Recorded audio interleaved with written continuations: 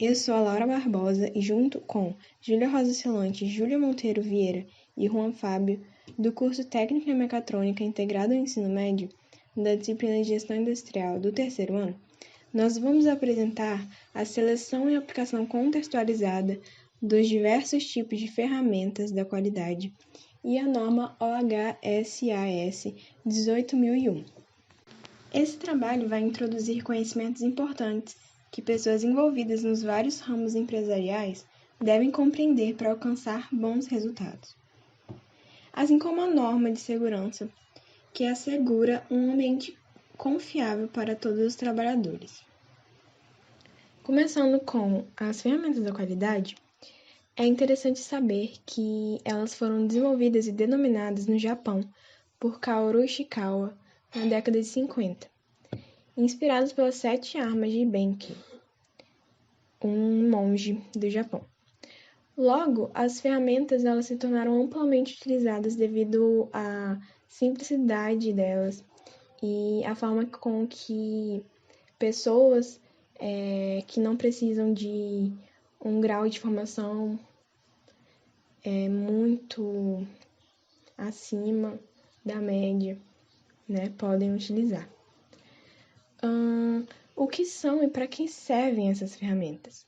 Essas ferramentas da qualidade são técnicas, metodologias e recursos gráficos que auxiliam os gestores a administrar, analisar, controlar e conduzir, assim, a empresa aos melhores resultados na qualidade, que envolve a identificação dos problemas, a elaboração e implementação das soluções e, assim por diante, a verificação desses resultados. Então, elas facilitam a padronização da coleta de dados, evitam o trabalho além do necessário e otimizam o tempo. E, então, isso envolve o aumento do sucesso dos planos de ação e aprimora os processos empresariais. Como foi falado, sobre as 7 principais ferramentas e as ferramentas mais básicas são o fluxograma, o diagrama de Ishikawa, as folhas de verificação, o histograma, o diagrama de Pareto, cartas ou gráfico de controle e o diagrama de dispersão. Existem várias outras ferramentas que agregam esses mesmos objetivos. Um exemplo é o PDCA. A sigla vem do inglês e vem de Plan, Do, Check and Act. O Plan é planejar, que é a etapa de identificar os problemas e planejar a melhor maneira de resolvê-los. O Do é executar, que se refere a colocar em prática o planejamento. E Check é checar, que analisa os resultados. E Act é agir, que constitui na avaliação para a identificação das ações corretivas. Ela, então, é uma ferramenta cíclica que vai estar sempre em ação. Primeiro o Plan, depois o Do, depois o Check, depois o Act, e sempre vai estar, então, em prática, buscando sempre o aumento da produtividade e da eficiência. A gente tem outros exemplos que são a análise SWOT, o 6 Sigma, o Balance Scorecard, ou BSC, o PFMEA, o 5W2H, a metodologia 5S e os 5 porquês. Agora sobre gestão de indicadores. O que é a gestão de indicadores? É um modelo de gerenciamento que pode envolver as diversas ferramentas apresentadas, junto com estratégias e projetos. Os indicadores de qualidade, ele acompanham os fatores de sucesso e desempenho da empresa e implementam os planos de ação para alcançar a qualidade. e então verificar os resultados pouco sucedidos e a correção desses desvios. O KPI, que é o indicador chave performance, que é baseado nessas coletas dos dados e dos fatos, pelos quais pode-se comprovar a eficácia das estratégias implementadas. O gestor, ele define quem vai fazer essas coletas dos dados, quem vai fazer as análises e a frequência do monitoramento. Então, dessa forma, todos os processos são gerenciados. Alguns exemplos de indicadores é a receita da empresa, o valor total arrecadado. O outro exemplo é o ROI, que é o retorno sobre o investimento. Como funciona a certificação da norma? A norma OHSAS 2001 está relacionada aos riscos que os processos no dia a dia de trabalho podem proporcionar aos envolvidos. Então, para a empresa obter a certificação da norma, é importante o comprometimento da empresa para verificar os riscos e assegurá-los. É necessário entender as particularidades da norma na empresa, então é importante ser orientado por uma consultoria para adequar a empresa às normas. Depois da aplicação das implementações, um órgão certificador que não pode ter ligação com a organização, com a empresa, deverá ser contratado para avaliação das implementações. Lembrando que as exigências são garantir um ambiente de trabalho higiênico, seguro, saudável, detectar os riscos de trabalho e controlá-lo, cumprir a legislação referente, documentar os processos e verificar e corrigir os erros, divulgar aos trabalhadores e sempre revisar para verificar e corrigir os erros. Olá, eu sou a aluna Julia Monteiro, que vou dar continuidade agora com o trabalho, falando um pouco sobre fluxograma de processos. Bom, o fluxograma de processos é uma representação gráfica que descreve os passos e etapas sequenciais de um determinado processo. E ele também é utilizado como ferramenta, para abordar os processos de qualquer organização, ou seja, de qualquer empresa. E como que isso é feito, É um fluxograma feito de figuras geométricas e outros elementos similares. Um fluxograma, quando bem elaborado, consegue simplificar o fluxo de informações e o fluxo das atividades, entre outros elementos que compõem cada tipo de processo de uma organização. Então, as principais funções dessa utilização do fluxograma são melhorar a compreensão dos processos e como eles estão interligados, mostrar como as atividades e rotinas de trabalho são desenvolvidas na organização e também identificar problemas que geram desperdícios, naquele processo. No fluxograma, a gente tem os dois principais tipos de fluxograma mais utilizados são o fluxograma de processo linear e o fluxograma funcional. Aqui a gente já está vendo um fluxograma linear. E ele é o quê? Um diagrama que exibe a sequência do trabalho com o acréscimo dos pontos de decisão durante o fluxo. Então, sua abrangência pode auxiliar os processos na identificação de gargalos, de retrabalhos, de redundância nos processos. E ele é geralmente utilizado para explicar o funcionamento de uma determinada tarefa, Então, aqui a gente tem o exemplo de um fluxograma linear, mostrando no caso de uma determinada tarefa.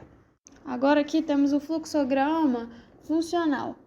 E ele é um diagrama que divide os processos entre as áreas e departamentos. Aí a gente já vê a diferença entre um fluxograma linear, Sua funcionalidade é essencial para o processo que engloba diferentes atividades, mas que representam um único fluxo de entrada e saída.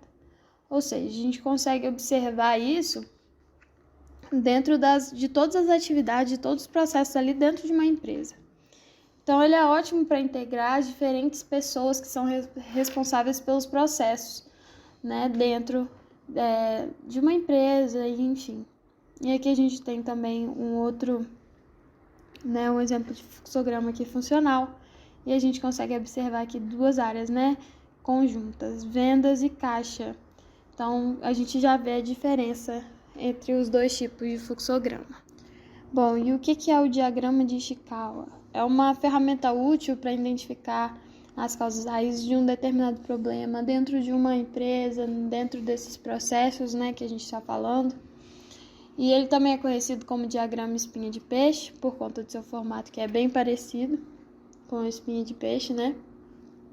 E ele é uma ótima alternativa para estudar as causas de um efeito negativo. Ele levanta todas as possíveis variáveis que influenciaram o resultado não esperado. E assim você consegue ali entender mesmo o que aconteceu dentro daquele processo, né?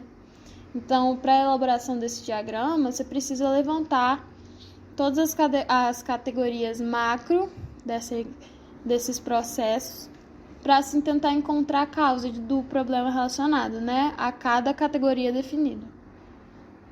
Por exemplo, em alguns momentos, os gestores podem achar que a causa de um problema na linha produtiva seja o maquinário produtivo. A categoria macro é o maquinário. As subcausas seriam a capacidade produtiva das máquinas, as máquinas que são antigas e entre outros elementos, né? Então, esse já é um exemplo de como a gente faria um diagrama de Ishikawa, né? Aqui a gente também pode observar o diagrama e aí coloca ali como variáveis, né? Pessoas, fornecedores, infraestrutura, maquinário, tempo de confecção do produto final, né? Essas coisas que fizeram com que o tempo de confecção do produto final fosse, né, demorasse mais. Outra questão também muito importante dentro desse processo é a análise de gestão de riscos, né? O que é uma gestão de riscos? A gestão de risco ela atua na identificação precoce de perigos aliados a toda escala de produção de um determinado produto e tem por finalidade gerenciar e contornar os impactos gerados a esses riscos, ou então minimizar os danos causados. Então, assim, a partir do gerenciamento de riscos, que é possível identificar problemas durante o processo produtivo que ocasionam acidentes de trabalho e acidentes ambientais, por exemplo. Além disso, também é uma aliada na garantia da qualidade dos produtos e na prevenção dos prejuízos, né, econômicos. E com ela também, com essa análise, pode-se planejar e antecipar os problemas, e assim você também evita um prejuízo econômico, né? Que eu trouxe também as etapas do gerenciamento de riscos. Então, você tem, né, essas 5 etapas. A primeira, a identificação dos possíveis riscos. A segunda, a análise qualitativa e quantitativa dos problemas, né? Ter como terceiro ali o planejamento das ações necessárias para a resolução dos perigos de produção. O quarto, a informação e comunicação com toda a equipe de funcionários da empresa. E, por último, o monitoramento desses riscos, né? Então, para com que tenha uma segurança e que esses riscos sejam previstos, né? É preciso que siga essas etapas. A auditoria em sistema de gestão é um dos serviços que possibilita a organização e a averiguação das atividades que estão ali em consonância com as normas ISO, né? Então, o monitoramento e o gerenciamento do atendimento aos requisitos obrigatórios dessa norma são fundamentais para o sucesso do seu sistema de gestão mesmo, sendo o próximo passo para a auditoria. E a auditoria vai avaliar cada processo da organização, podendo implementar ações eficazes e em conformidade aos objetivos, evidenciando procedimentos inadequados ou incorretos, né, dos processos. Então, aqui eu trouxe que esses levantamentos de evidência, quando realizados com objetividade, permitem uma melhor avaliação dos procedimentos em relação a diversos fatores. Então, fatores tais como, né, política na empresa, o planejamento adequado dos recursos necessários, a priorização dos aspectos e impactos, dos perigos e riscos significativos, a eficácia dos controles operacionais existentes, o desenvolvimento de objetos e metas, a gestão de registro e tratamento de não conformidades, e também a condução de análise crítica e implementação eficaz de ações, né? Então, por que a gente tem que auditar os requisitos? Por ser um procedimento que visa avaliar os processos internos, apontando as deficiências encontradas, bem como os requisitos não atendidos. Bom, e por que é tão importante, né, a Ordem 18.001 para as empresas e por que ela tem que ser implementada, por que né, as empresas precisam de seguir essa norma? Bom, o objetivo dessa norma é o desenvolvimento e implementação de uma política, né, e objetivos de gestão que levem em consideração os requisitos legais e os riscos de saúde e segurança do trabalho, com foco em prevenção de lesões e doenças ocupacionais e na melhoria contínua. Então, aqui a gente consegue observar muito bem a importância dessa norma, né? Porque apesar de todo o trabalho feito de maneira para que não ocorra, né, problemas mesmo, a necessidade dessa norma ela é muito maior do que os elementos, né, do que os processos feitos para se obter uma precaução ali, né, dos erros e assim, né, de lesões e doenças nos próprios trabalhadores ali dentro de uma empresa. Então, por isso que é tão importante ter essa norma dentro da gestão de uma empresa e dos processos. As folhas de verificação podem ser definidas como um tipo de lista, sendo normalmente planilhas ou tabelas, e que podem ser empregadas na inspeção de um processo, atuando na coleta de informações com dados sólidos. Além do mais, elas podem rastrear defeitos e permitir o uso de dados em outras ferramentas. Podem ser empregadas em indústrias, call centers, comércios e variados tipos de empresa, medindo a produtividade em um tempo determinado. Possuem fácil interpretação visual, podendo economizar tempo de trabalho, visto que não precisam de desenhos ou relatórios. Ainda mais, ela facilita a padronização de coletas de dados, bem como evita trabalhos e otimiza o tempo da equipe. Para exemplificar, temos a seguinte folha de verificação, em forma de tabela. Imagine que há um determinado projeto e nessa tabela foram organizados ou listados os critérios de qualidade que esse projeto precisa entregar. Note que podemos observar através da tabela quais dos requisitos foram atendidos, quais não foram e ainda podemos coletar informações para estudar soluções para os erros. Com isso, pode-se economizar tempo e recursos, evitando trabalhos desnecessários e produzindo valor aos projetos. Para uma melhor performance, é comum usar as folhas de verificação junto com outras ferramentas da qualidade, facilitando a localização das causas do erro. O histograma consiste na representação por meio de um gráfico de barras de uma análise detalhada das atividades realizadas, e ele visa verificar a frequência com que uma certa atividade ou evento acontece. Como exemplo, tal ferramenta ajuda a detectar se fornecedores estão empregando ou não uma inspeção, visto que se o gráfico de frequência exibir bordas quadradas, é provável que algum tipo de inspeção e ordenação esteja sendo aplicado ao processo. Além disso, são úteis para mostrar o efeito de uma mudança de um processo utilizando dados tanto de antes quanto de depois da implementação da mudança. Sobre a estrutura dessa representação, são formados por 3 elementos. As classes, que são as barras indicadoras de valores da estatística, representando tanto os valores mínimos como os máximos, a amplitude, que representa o tamanho de cada uma dessas classes, e a frequência, que é a representação da variação dos conjuntos de dados. O histograma é útil quando há necessidade de resumir grandes conjuntos de dados, de modo que facilita o entendimento do mesmo, quando é preciso comparar os resultados do processo com os limites de especificação, podendo determinar rapidamente se o processo é capaz de produzir produtos de qualidade, e quando é preciso comunicar as informações graficamente, assim a equipe pode ver facilmente os valores que ocorrem com mais frequência.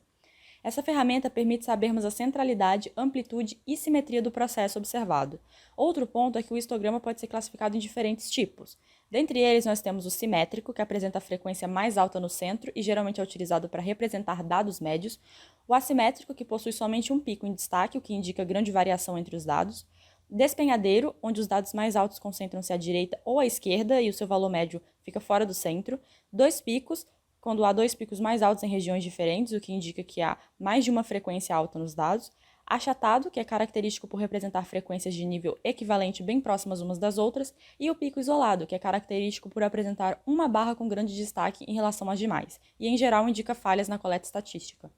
Para poder fazer um histograma de maneira fácil, é preciso seguir as seguintes etapas. Inicialmente, você reúne o conjunto de dados que vai ser usado no histograma e vai fazer uma tabela de frequência. Depois, você vai verificar a amplitude, ou seja, a diferença entre o maior e o menor valor encontrado. Em seguida, você vai definir quantas classes, ou seja, quantas barras serão usadas de acordo com a quantidade de dados, e para isso basta dividir a amplitude pelo número de classes, e por fim montar o histograma utilizando as barras e os dados obtidos, maior e menor valores de intervalo. Nesta área, as ferramentas podem ser aplicadas para garantir uma gestão de não conformidades eficiente, proporcionando à empresa um olhar mais maduro às fragilidades e desvios, focando em atos estratégicos para aplicar ações corretivas e também preventivas. Na organização dos dados relacionados às não conformidades, pode-se empregar ferramentas como o diagrama de Ishikawa para identificar as causas raízes do problema.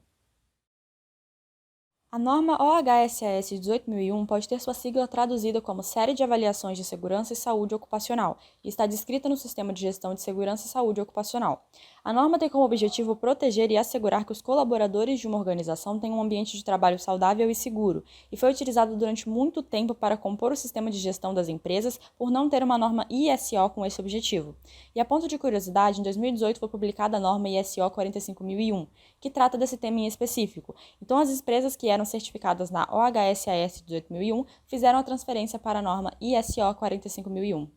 Os principais benefícios da norma são a redução significativa de acidentes, perigos e paradas de trabalho, visto que vai ocorrer uma sistematização de todas as atividades, evitar o risco de passivos trabalhistas e ações judiciais, pois obterá acesso e conhecimento constante à legislação, valorização da imagem da empresa por estar comprometida com a saúde e segurança do colaborador e o aumento da identificação e motivação do funcionário através do envolvimento nos processos de gestão de segurança e saúde ocupacional. Agora vamos falar um pouco mais sobre o que é o diagrama de Pareto. Bom, o diagrama de Pareto é um recurso gráfico utilizado para estabelecer uma ordenação nas causas de perdas que devem ser sanadas. Uma ferramenta útil sempre que classificações gerais de problemas, erros, defeitos, feedback de clientes e etc. puderem ser classificados para estudo e ações posteriores. O diagrama é composto por um gráfico de barras que ordena as frequências das ocorrências em ordem decrescente e permite a localização de problemas vitais e a eliminação de futuras perdas.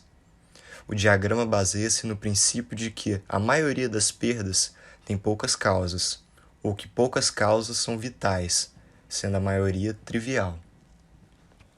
Como aplicar o gráfico de Pareto? Para aplicá-lo, devemos focar nos tipos de defeitos que são responsáveis pela maioria das rejeições, sendo mais eficaz atacar as causas desses poucos defeitos mais importantes. Daí a necessidade de utilizarmos esse tipo de gráfico. É importante a gente destacar dois principais conceitos: os poucos vitais, que representam poucos problemas que resultam em grandes perdas, e os muitos triviais, que representam muitos problemas que resultam em poucas perdas. Aqui a gente destaca alguns exemplos de gráficos de Pareto. E é importante também destacar alguns exemplos práticos onde ele é utilizado, como onde tem alguma peça que falhe um teste devido a um componente defeituoso, lotes de produtos químicos que podem estar abaixo do padrão para muitas especificações diferentes, cobranças podem estar incompletas devido à falta de muitos tipos de informação e vários tipos de problemas que os hóspedes enfrentariam em um hotel. A carta de controle, gráfico de controle, ou também chamado controle estatístico de processo, CEP, é uma ferramenta muito utilizada para acompanhar um processo. Ela mostra de forma ampla as informações relevantes, a partir de um padrão de referência, possibilitando o controle eficiente do processo. Como funciona a carta de controle? A carta de controle é uma ferramenta gráfica composta de 3 linhas de referência para análise da evolução dos dados. A primeira, a linha superior de controle, ou LSC, é a média mais 3 vezes o desvio padrão. A linha de baixo, que é o limite inferior de controle, LC, é a média menos 3 vezes o desvio padrão, além da linha média. Tanto no cálculo da LSC quanto da LIC, utilizamos 3 vezes o desvio padrão. Isso para garantir a confiabilidade, de acordo com a metodologia Six Sigma. São realizados registros de valores de referência, como, por exemplo, média ou amplitude, de forma cronológica. Assim, podemos acompanhar a evolução dos dados com o passar do tempo. Muitas vezes, conseguimos detectar os desvios antes mesmo de sentirmos seus efeitos. Podemos dizer que o controle é feito praticamente em tempo real. O intervalo entre as medições irá variar de acordo com a natureza do procedimento, mas são realizados de forma contínua. Assim, podemos verificar se estão dentro da variação tolerável e providenciar medidas que impeçam a continuidade de algum desvio, assim que ele for observado, é claro, impedindo que o problema tome proporções maiores. O que é diagrama de dispersão? O diagrama de dispersão é conhecido como uma das principais ferramentas da qualidade que podem ser utilizadas por uma empresa. Trata-se de uma representação gráfica que analisa a relação entre duas variáveis quantitativas, uma de causa e uma de efeito. Quando você tem uma hipótese do que causou algo, mas ainda deseja comprová-la por meio de uma análise mais aprofundada, é utilizado esse gráfico. Esse tipo de diagrama traz números simultâneos das duas variáveis, deixando visível se o que acontece em uma variável causou interferência na outra. Ao estudar a correlação, você tem uma variável dependente, y, que é o efeito, que se relaciona a variáveis independentes, x, que seriam as causas. O modelo hipotético seria, portanto, y é igual à função de x. Ainda sobre a definição do termo, você deve saber que essa correlação criada com base no diagrama pode ser tanto positiva, quando os pontos se unem em uma linha crescente. Isso quer dizer que, assim que uma variável aumenta, a outra também cresce. Negativa, quando os pontos se unem em uma linha decrescente, o que significa que, à medida que uma variável aumenta, a outra diminui. Ou nula, quando os pontos estão bem dispersos e, portanto, indica que não há correlação aparente entre as duas variáveis. Quando utilizar o diagrama de dispersão? Você pode utilizar um diagrama de dispersão para identificar causas de problemas, por exemplo, ou, então, para avaliar as ações positivas que deram certo na empresa. Imagine que você começou a gerenciar um e-commerce e sua loja virtual está fazendo muito mais vendas agora, justo quando o nível de satisfação dos clientes aumentou. Ao mesmo tempo, você acha que o preço do produto pode ter influenciado neste resultado. E aí, o que fazer?